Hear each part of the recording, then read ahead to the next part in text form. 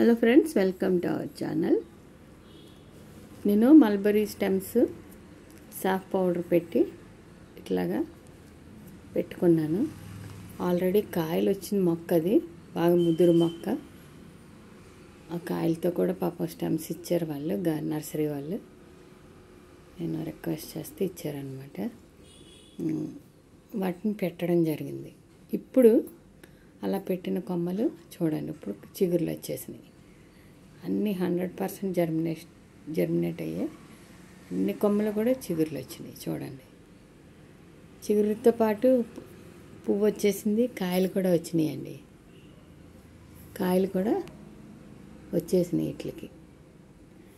ఇంకా ఇంకా కొంచెం బాగా వేర్లు వచ్చినాక అప్పుడు వీటిని విడదీసుకుని సపరేట్గా పెద్ద కుండీల్లోకి మార్చుకోవాలి. ఈ మల్బరీ స్టెమ్స్ పెట్టడంలో మనం సక్సెస్ అయ్యాం. ప్రతి కొమ్మ కూడా బ్రతికిందండి. ప్రతి కొమ్మ కూడా చిగురు వచ్చింది.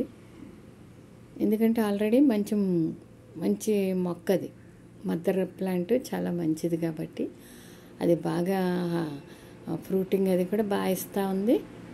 దాని నుంచి తీసుకున్న కొమ్మలు కాబట్టి హెల్తీగా ఉన్నాయి. ఆల్రెడీ కాత కూడా స్టార్ట్ అయిపోయింది. ఇలాంటి కొమ్మలు మీరు తెచ్చుకుని పెట్టుకోండి. అప్పుడు మనకి తొందరగా హార్వెస్ట్ అవుతాయి.